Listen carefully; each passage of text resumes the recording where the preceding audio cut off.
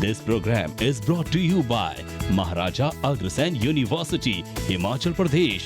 Honored by CCI Technology Education Excellence Award. Programs offered 4 years BTech courses, 2 years MTech course, PhD in engineering. LEET for diploma holders. Placement in top MNCs. Please visit www.mau.ac.in.in.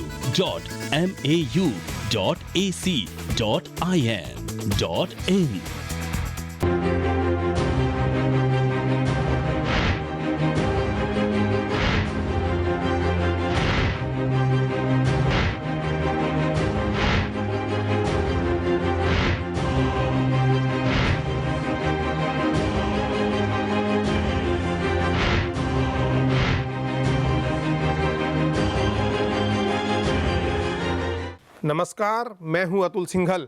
स्वागत है आपका हमारे खास कार्यक्रम अग्रदूत में। अग्रदूत, जी हां, ये एक ऐसा कार्यक्रम है जिसमें हम समाज की ऐसी हस्तियों को आमंत्रित करते हैं जिन्होंने अपनी ईमानदारी, लगन और मेहनत के दम पर न केवल खुद एक मुकाम हासिल किया हो, बल्कि समाज के प्रति वो अपनी जिम्मेदारी को भी बखूबी निभा रहे हों। ये ऐसे अग्रदूत हैं जो मीडिया और प्रचार प्रसार की चकाचौंध से बिल्कुल दूर रहकर खामोशी से समाज को दिशा दिखाने के काम में लगे हैं। समाज के दूसरे लोग इनसे प्रेरणा ले सकें, इसलिए हम ऐसे लोगों को अग्रदूत कार्यक्रम में अतिथि के रूप में बुलाते हैं। हमारे आज के अग्रदूत हैं राजेश गोयल जी। गोयल साहब, कार्यक्रम अग्रदूत में आपका बहुत बहुत स्वागत है। नमस्कार। चंडीगढ़ से ताल्लुक़ रखने वाले राजेश गोयल जी ने अपनी शुरुआत एक एडवर्टाइजिंग कंपनी से की। यहीं से उन्हें ये पता चला कि हर किसी के अंदर एक टैलेंट छुपा होता है, बस ज़रूरत है उसे बाहर लाने की। सही मार्गदर्शन के अभाव में ये प्रतिभाएं खत्म हो जाती हैं, इसलिए उन्होंने IIP फाउंडेशन की शुरुआत की, जहां सही मार्गदर्शन में प्रतिभाओं को नया आयाम दिया जाता है। आइए देखते हैं एक रिपोर्ट। करियर को लेकर युवा पीढ़ी पर सबसे ज्यादा दबाव अपने परिवार का रहता है। परिवार के दबाव में वो काम तो करते हैं, लेकिन उनके अंदर छिपी हुई क्रिएटिविटी सामने नहीं आ पाती। इसी को देखते हुए नोएडा में रहने वाले राजेश गोयल ने एक अनोखी पहल की है। राजेश गोयल की संस्था IIP फाउंडेशन बच्चों और युवा पीढ़ी की छिपी हुई प्रतिभा को लोगों के सामने लाकर उन्हें एक नई पहचान देने का काम कर रही है। चंडीगढ़ के कॉलेज ऑफ आर्ट से पढ़ाई पूरी करने के बाद राजेश गोयल एडवर्टाइजिंग कंपनी से जुड़ गए। करीब 20 साल तक एडवर्टाइजिंग कंपनी में काम करने के बाद साल 2012 में उन्होंने IIP फाउंडेशन की शुरुआत की। शुरुआत में उन्होंने इस फाउंडेशन के जरिए स्किल डेवलपमेंट पर काम करने के साथ ही ऑनलाइन फोटोग्राफी का सर्टिफिकेट कोर्स शुरू किया। जल्द ही उनका ये प्रयास रंग लाया और बड़ी संख्या में लोग उनके इस कोर्स से जुड़े। न सिर्फ देश में बल्कि देश के बाहर भी उनके प्रयास को सराहा गया। अभी तक राजेश गोयल ने अपने इस कोर्स के जरिए अलग अलग क्षेत्र के 10,000 लोगों को फोटोग्राफी की पूरी जानकारी दी है। आज IIP फाउंडेशन न सिर्फ फोटोग्राफी कोर्स को लेकर आगे बढ़ रहा है, बल्कि अब वो कई NGO के साथ जुड़कर स्किल इंडिया, एनवायरनमेंट, हेल्थ और बेटी बचाओ बेटी पढ़ाओ जैसे मुद्दों पर बढ़ चढ़कर काम कर रहा है। आज राजेश गोयल IIP फाउंडेशन के साथ कई और संस्थाओं से भी जुड़ चुके हैं। ऐसी ही एक संस्था है मौलिक भारत ट्रस्ट, जिसके जरिए वो भ्रष्टाचार और सामाजिक कुरीतियों के खिलाफ भी लड़ाई लड़ रहे हैं। गोयल साहब, हमने रिपोर्ट देखी कि आपने एक IIP फाउंडेशन ये बना रखा है और समाज की जो छुपी हुई प्रतिभाएं हैं उनको उभारने का आप काम करते हैं। हम जानना चाहेंगे आपके खुद के मुख से कि किस तरीके से आपके मन में ये विचार आया फाउंडेशन बनाने का, और इसमें आज के दिनों में आप क्या काम कर रहे हैं। 2010 में हम लोग काफ़ी एडवर्टाइजिंग में काफ़ी काम कर रहे थे, लेकिन समय बहुत तेज़ी से गुजर रहा था। इसके चलते हमें ऐसा लगा कि ज़िंदगी की पहली पारी तकरीबन 22 साल हमने ऐसे ही निकाल दिए और अब समय वापस समाज को कुछ देने के लिए आया है। क्योंकि हम एडवर्टाइजिंग, फोटोग्राफी उस फील्ड से थे और हमारा अपना बैकग्राउंड भी थोड़ा क्रिएटिव साइड से रहा, तो ये जहन में आया क्यों ना हम अपनी ही पढ़ाई को, जैसे कहते हैं बैक टू बेसिक्स, तो क्यों ना अपनी बेसिक्स को ही हम अपना टूल बनाएं जी। और समाज में इस इंडस्ट्री पे काम नहीं हुआ, फोटोग्राफी इंडस्ट्री पे ज़्यादा काम हुआ नहीं था, तो क्यों ना घर घर इसको हम पढ़ाएं। पहला ऑनलाइन काफ़ी तेज़ी से फैल रहा था, सभी लोग अपने अपने .coms बना रहे थे, तो हमने घर घर और जगह जगह पर पहुंचाने के लिए ऑनलाइन का सहारा लिया।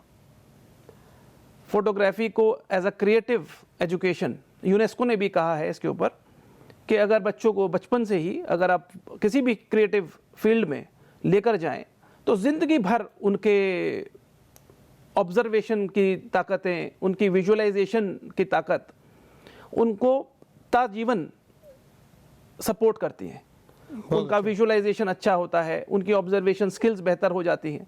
बस यही एक कारण था कि हम लोग एक तरफ तो बच्चों को एजुकेशन दें, स्किल से जोड़ें, दूसरी तरफ जब आप आज की दुनिया को जो सॉफ्टवेयर इंजीनियरिंग और आईटी बैकग्राउंड के लोग हैं, इनके स्ट्रेस को देखें, उस स्ट्रेस को भी बस्ट करने के लिए, उस स्ट्रेस से उनको बाहर निकालने के लिए हमने ये फोटोग्राफी को एज वोकेशनल कोर्सेस चलाया। और इसको आपने समाज सेवा से जोड़ दिया। और बाद में हमने, जब हमें समझ में आया कि ये तो बहुत तेज़ी से फैल रहा है, बहुत अच्छी तरह से लोग इसको ले रहे हैं, तो हमने IIP फाउंडेशन का गठन कर दिया जी। और उस IIP फाउंडेशन के अंदर ही ये सारा उस NGO में, नॉट फॉर प्रॉफिट, उसी में हम इसको चलाते हैं। कितने बच्चों को आप फोटोग्राफी सिखा रहे हैं? एक समय पे तकरीबन 200-300 के बीच में ये हम पढ़ा पाते हैं, लेकिन अब तक 2010 से तकरीबन 10,000 लोगों को हम। तो क्या ये प्रोफेशनल कोर्स है इसको आपके फाउंडेशन से करने के बाद? इसको फाउंडेशन में करने के बाद, इस कोर्स को करने के बाद आप इसको एज करियर, ऑल्टरनेट करियर भी ले सकते हैं। एज करियर इसको ले सकते हैं। इसको ले सकते हैं। छोटे बच्चों को भी हम पढ़ा रहे हैं, स्कूल्स में हमारे करिकुलम चल रहे हैं, कॉरपोरेट्स को भी हम पढ़ाते हैं। सबके पीछे कारण एक ही है कि जो लोग अब तक इधर पढ़ नहीं पाए, फोटोग्राफी किसी वजह से नहीं कर पाए, उनका पैशन, उनकी हॉबी, और इस वजह से आपने देखा होगा समाज में बहुत सारी कुरीतियां चलती हैं, हमारे पास समय नहीं होता है। तो क्योंकि क्रिएटिव फील्ड एक ऐसी फील्ड है जहां आपने अगर किसी को जोड़ दिया इसके साथ में, तो उनके मन में एक अलग तरीके के विचार आने शुरू हो जाते हैं, उनका रहन सहन में बदलाव आता है, सेटिस्फैक्शन रहती है। तो इस तरह से इसको कराने के पीछे का कारण रहा। और अब तक बहुत सारे लोगों ने इसको अपना करियर भी चुन लिया है। जितने लोग हमसे जुड़े हैं उसमें से बहुत सारे लोग ऐसे भी हैं जो अपना बिजनेस कर रहे हैं, जो औरों को भी एम्प्लॉय कर पा रहे हैं। और हम लोग जो पॉलिसीज़ हैं, स्किल डेवलपमेंट की पॉलिसी है या फिर सेल्फ एम्प्लॉयमेंट की जो एक पॉसिबिलिटी है जी, उसके अंडर भी काफ़ी काम। गोयल साहब, आपने इतनी सारी बातें बताई देश की, समाज की, लेकिन इसके अलावा बहुत सारे मुद्दे ऐसे हैं जो आप लगातार समय समय पर उठाते रहते हैं। कल्चरल एक्टिविटीज़ भी आप करते हैं जी, तो उनके बारे में भी थोड़ा संक्षेप में आप बताएं तो बेहतर होगा। जी, IIP फाउंडेशन सिर्फ एक एजुकेशन से रिलेटेड ही फाउंडेशन नहीं है, क्योंकि ये NGO है। तो यहाँ पर जो भी कॉन्ट्रीब्यूशंस और जो भी फंड्स हम लेते हैं लोगों से, उनको अपनी कल्चरल एक्टिविटीज़, अपने फोक शहीदों को लेकर के जो हमारे अंदर एक भावना है, बेटी बचाओ बेटी पढ़ाओ जैसे जो प्रोजेक्ट हैं, ये सभी प्रोजेक्ट हम लोग IIP फाउंडेशन में करते हैं। और पूरे देश में इसको ले जाने का हमारा विचार है। दिल्ली से, NCR क्षेत्र से तो हम अब काफ़ी वाकिफ़ कर चुके हैं, लेकिन अभी हमारे को ये सरकार से भी और बहुत सारी और संस्थाओं ने भी हमें लिखा है कि इसको आप क्यों नहीं और जगहों पर लेकर जाएं।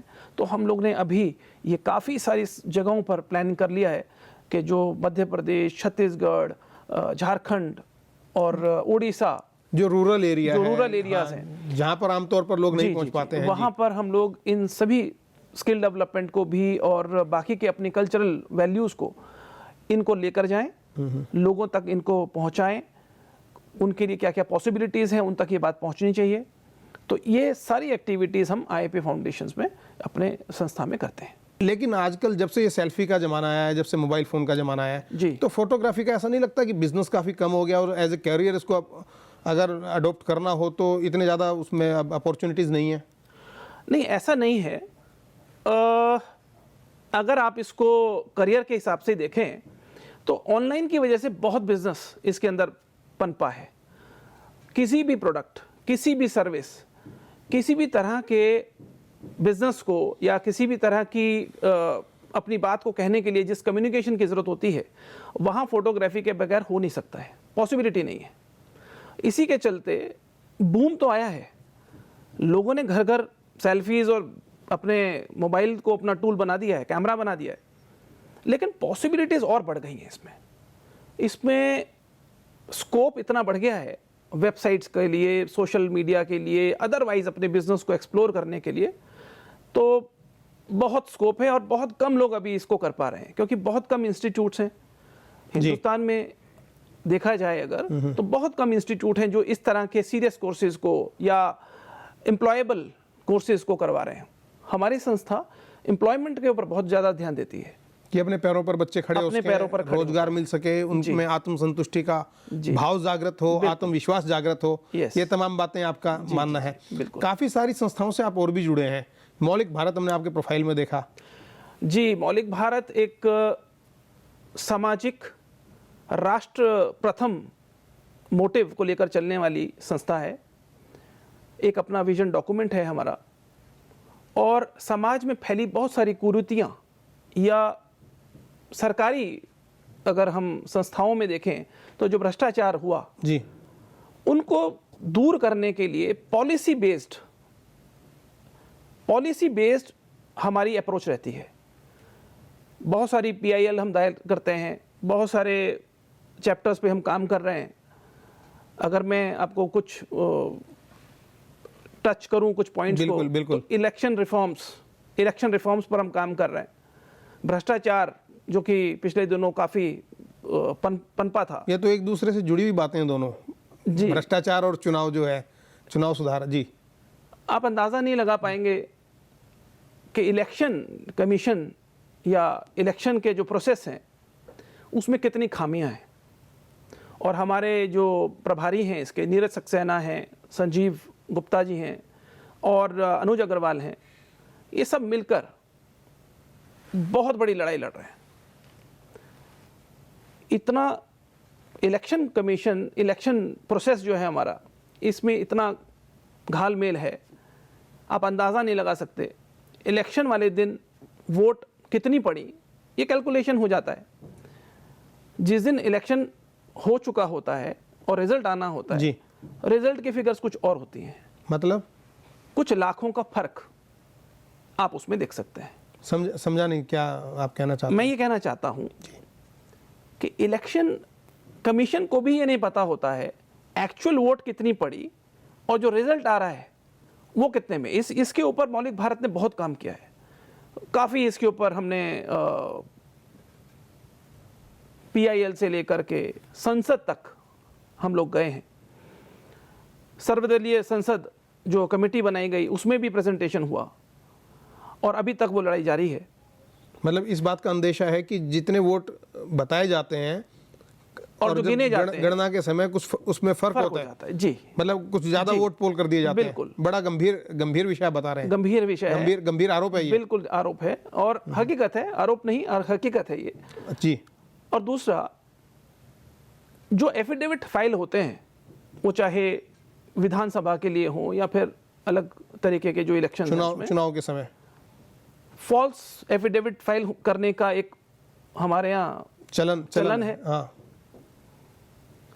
तो उस चलन को ब्रेक करने के लिए हमने अभी दिल्ली कोर्ट में एक मौजूदा जो CM साहब हैं उनके अगेंस्ट एक याचिका हमारी चल रही है और हम ये बताने की कोशिश कर रहे हैं कि इलेक्शन कमीशन के पास कोई ऐसा सिस्टम नहीं है कि वो इस एफिडेविट को क्रॉस चेक कर दे।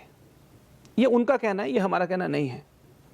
तो ऐसा इतनी पॉलिसी के ऊपर हम लड़ाई लड़ रहे हैं। ऐसे ही भ्रष्टाचार हुआ, भ्रष्टाचार है, DND घोटाला हुआ। DND घोटाला के ऊपर हम लोग बहुत हमने प्रेस कॉन्फ्रेंसेस करी, बहुत सारे एजिटेशन करे, बहुत सारे हमारे कैप्टन विकास गुप्ता उसके ऊपर बहुत काम कर रहे हैं। उम्मीद है कि अब जल्द ये फ्री भी हो जाएगा। सामाजिक सरोकार जो हैं उनसे जुड़े मुद्दे आप अक्सर उठाते रहते हैं। अक्सर हम उठाते रहते हैं। सबसे बड़ा सवाल ये है कि इतनी ऊर्जा कहाँ से मिलती है आपको? इतना काम करने के लिए? जी जी जी, ये तो बहुत ही एक पर्सनल बात आपने पूछी है। देखिए, हम अपने प्रधानमंत्री जी को देखते हैं, हम ये देखते हैं कि इस उम्र में इतनी ऊर्जा, हमने भी एक बार पूछा कि ये इतनी ऊर्जा प्रधानमंत्री जी में कहाँ से आ जाती है, तो एक ही बात कि वो जो विज़न है, वो विज़न इतना बड़ा है, वो जो कार्यशैली है वो इतनी साफ और क्लैरिटी है उसमें, तो वहीं से हम भी ऊर्जा ले लेते हैं। हमें भी ऐसा लगता है कि इस जन्म में जो हमें समय मिला, जो हमने ये मौलिक भारत एक ट्रस्ट बनाया, जो हमने ये राष्ट्रवादी सोच हमारी है, तो क्या ना हम भी करके दे दें।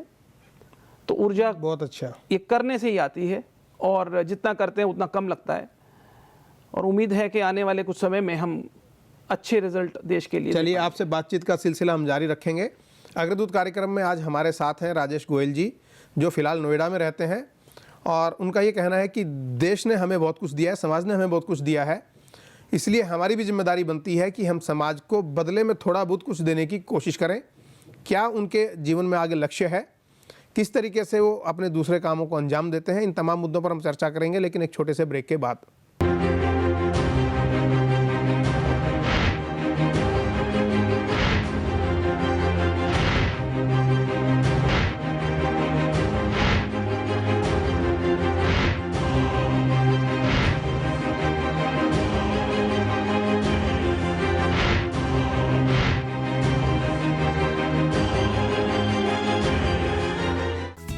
This program is brought to you by Maharaja Agrasen University, Himachal Pradesh, honored by CCI Technology Education Excellence Award. Programs offered: 4 years BTech courses, 2 years MTech course, PhD in engineering, LEET for diploma holders, placement in top MNCs. Please visit www.mau.ac.in.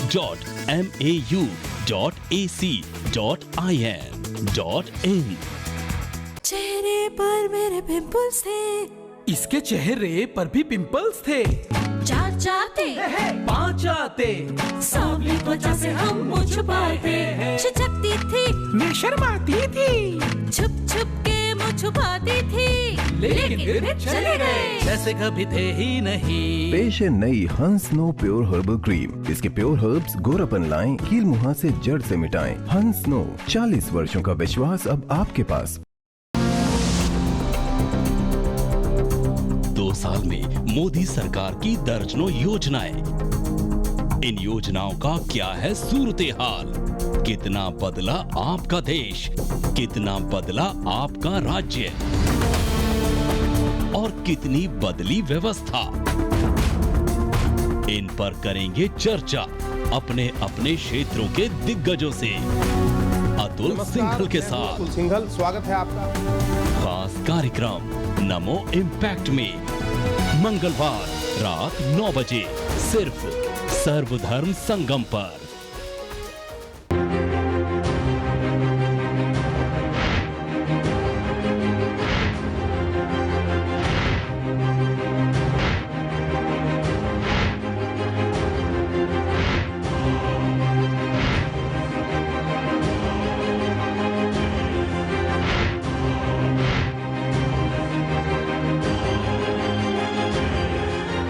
Break के बाद आपका कार्यक्रम अग्रदूत में एक बार फिर से स्वागत है। हमारे साथ हैं राजेश गोयल, जो काफ़ी सारी सामाजिक संस्थाओं के लिए काम कर रहे हैं। मौलिक भारत जैसी संस्था उन्होंने खड़ी की है।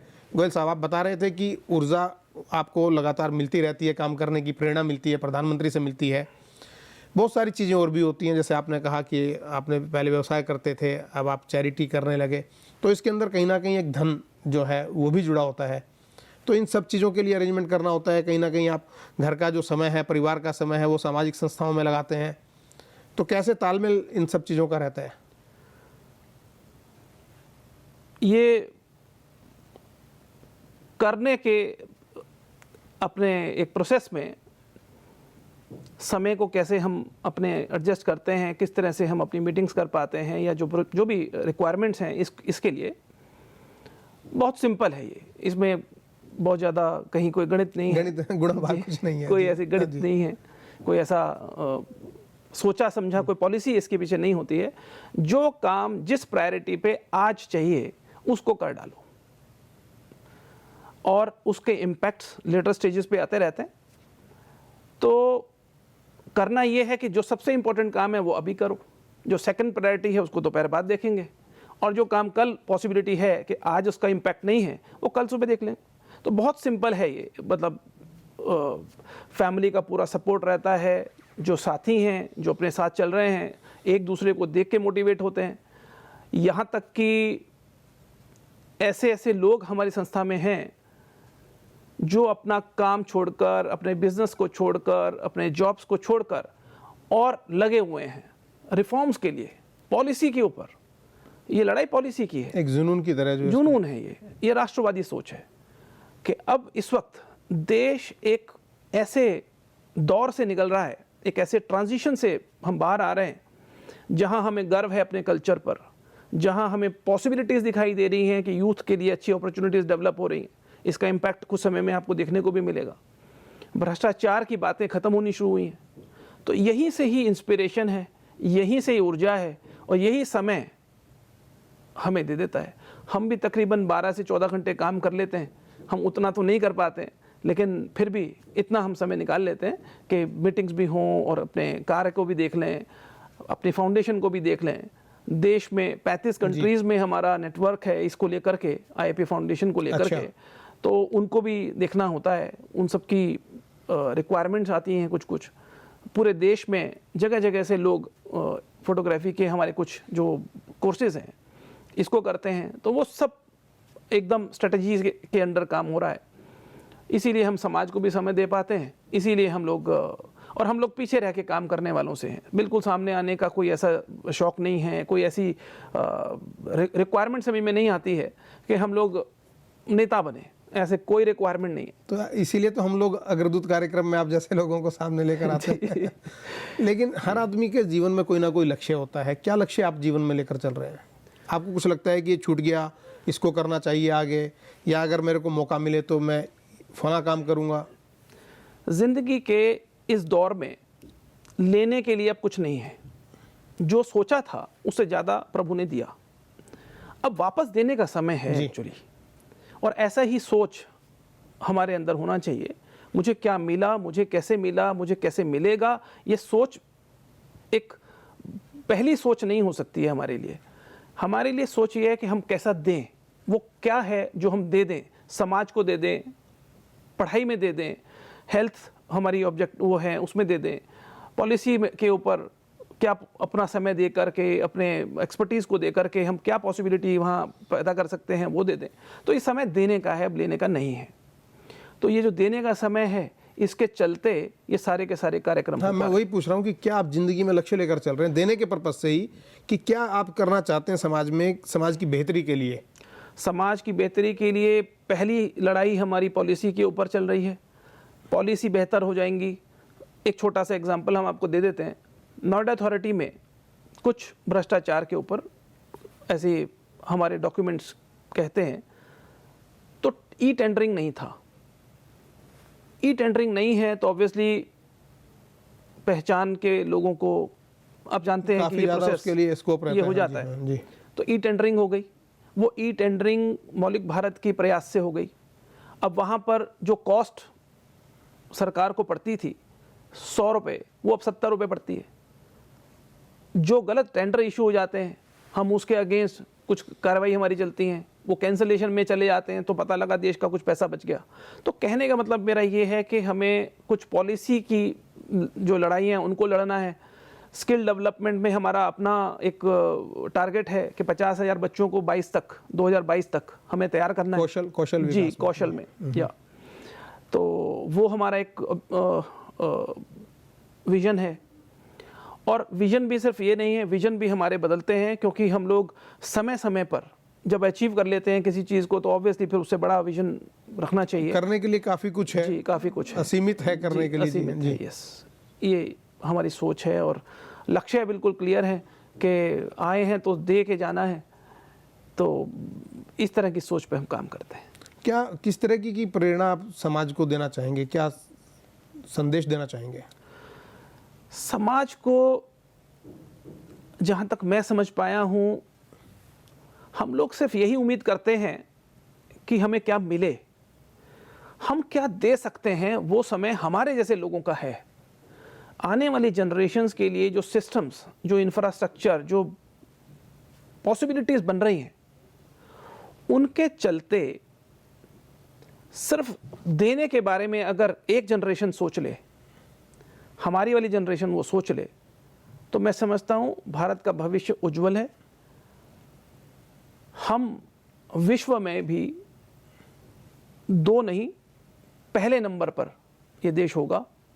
जिस लगन, जिस मेहनत और जिस ऊर्जा से हम लोग, हमारे युवा, हमारी, क्योंकि हाँ जी, सब लोग काम करने की जागृति रखते हैं। दुनिया में हम फेमस हैं कि ये 2-2, 3-3 जो दिन के जो कार्य करने के लिए समय मिलता है, उसमें दुगना और तिगना काम कर डालते हैं।